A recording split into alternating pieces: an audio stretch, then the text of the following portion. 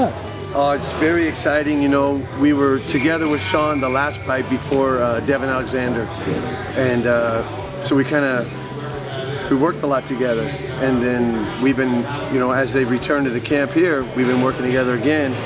But first day, Ken was like, "White boy." I go, "What? White boy? You? Yeah? What's up? I want you to be with us." I go, "I'm gonna be with you. I'm gonna be with you the whole time you're here." "No, not here. I want you to be with us in the fight. I want you to be with us at the fight, in the ring." And I go, "You do?" They go, "Yeah, I want you to be with us." And I go, "You, me, and Mike Rodriguez?" He goes, "That's right." I said, "You got it." He goes, "I know you're busy. I know you got a lot going on, but if you can make it, I want you to be there." So I can make it.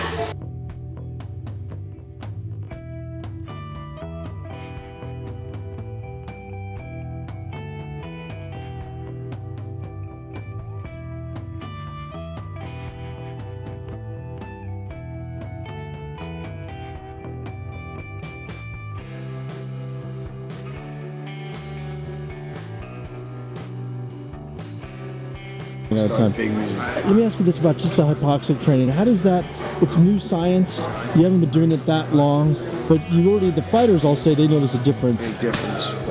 Talk about that. It's just immediate in the recovery. Amazing in the recovery of the fighter in the rounds. That's what they all say throughout the whole thing. Because I can't believe I'm not tired. I'm not tired. Andy Vince, he's like, he goes, Andy, when I started Andy on it, when he went to 6-round fights, he was like, I don't know what to do with myself. I'm not fatigued.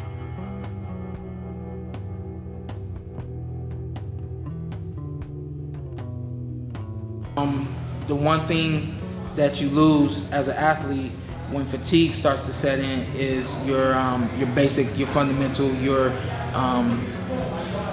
what you have. You know, everything starts to kind of get out of whack. You start to kind of get fatigue mentally, and things start to kind of go everywhere. So working on this bag, when you start to breathe hard and you feel it, you just tell yourself, keep your hands up, turn those shots over the way you're supposed to turn them over.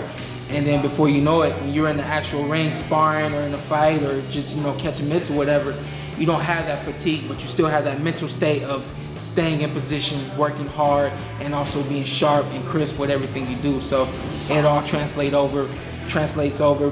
Coming out here from Las Vegas to train for a week is well worth the time, well worth the money, the energy, and we get all we can out of it.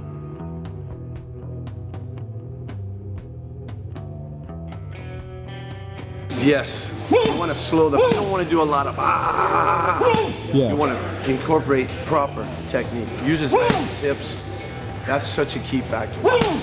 Use as much muscle as you can. My recovery is tremendous. In about 30 seconds, I get back to where, you know, most people are normally. So it's great. The hypoxic training is unbelievable. And I love training with Remy as well. He works as hard on the track.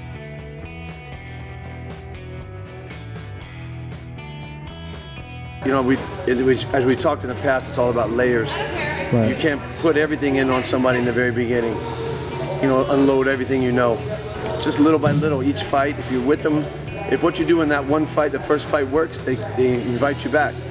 Then you start doing more, and then they invite you back again, and then again. And you try things each time. Some things work, some things don't work for that particular fight at the time. Yeah. But that you've tried it or touched it, maybe 2 or 3 fights later, you go back to it. Say, remember that move we tried before? Yeah. Let's do it now. Or that combination. Or now it's time to step up a little higher circuit, a little more conditioning style.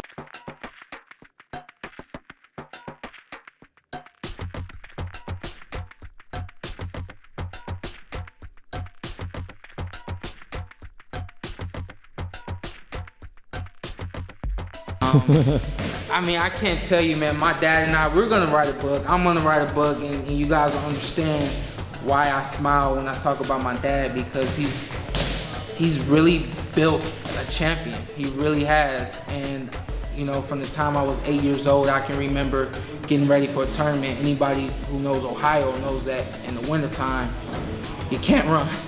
Yeah. At 8 years old, my dad has me and my brother out there running sprints.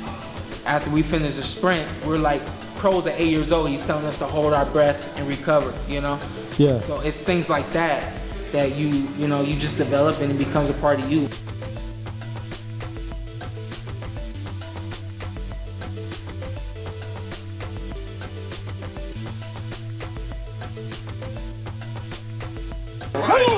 It's like almost an exaggeration. Like Yeah, it's exaggerated. And work on your technique. It's a great time, opportunity to not be bored on the bag, to really focus on what you're doing.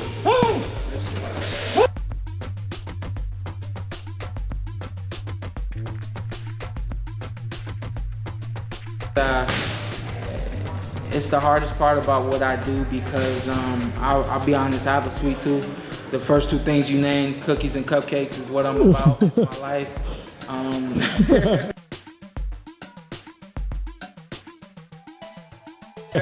When I'm not, when I do have a chance to cheat, I cheat. I'm gonna be honest. I'm always honest on camera. I cheat. But when it's time to get down to the business, I do it. I don't drink. I don't smoke. So right there cuts out a lot of the things that hold back a lot of guys from becoming champion. A whole lot of guys back from staying champion. So.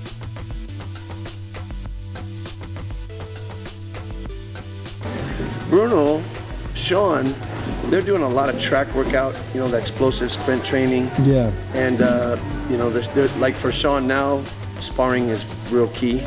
Trying to get some work in, because he's kind of in condition. Yeah. He is. If you notice today, he's great. in condition. Yeah. And now it's just about working on the game plan. That's the beauty of having a guy like Shawn Porter in camp, a guy like Bruno Escalante in camp, Andy Fences. Those guys, they don't get out of shape. Right. So it's such a different feeling and an advantage being able to, as a strength trainer, even boxing training, to be able to work with guys that you don't have to worry about getting them in condition.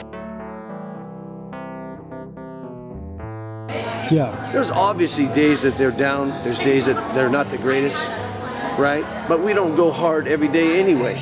Right. The stuff we've learned from Victor and, how to really apply what, the rest, the recovery, the nutrition, the proper supplementation, all those things are, they've been advantageous to us.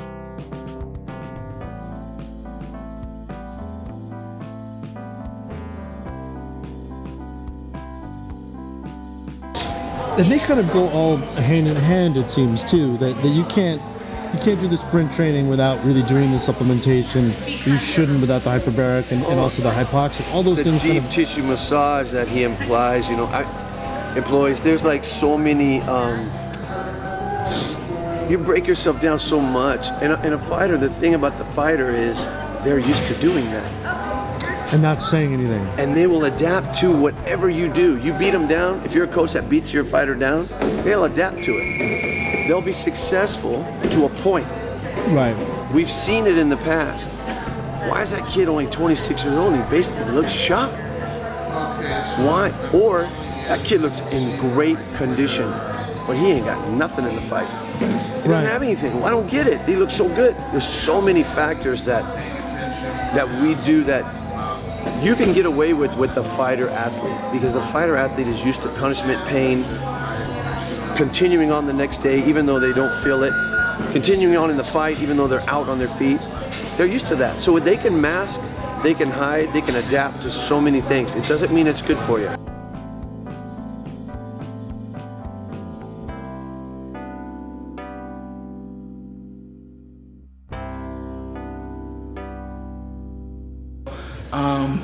If my weakness, if my demon is a cupcake or a cookie, I'll kick it out the door for this championship. Yeah, no doubt. You should be able to conquer that. It's very worth it. I've looked at cupcakes before, and I literally have counted the days and said, not a cupcake, but definitely cookies. Counted the days and said, all right, we'll do this. And I regretted eating it, but I work hard. My dad makes me work hard, and when it's time to cut it all out and get serious, every champion out there knows what time it is, and we all do it. So, whether that's anybody out there eating burgers, steaks, I'm telling you right now, we as fighters know what we have to do. When it's time to cut that stuff out, we do it. Time.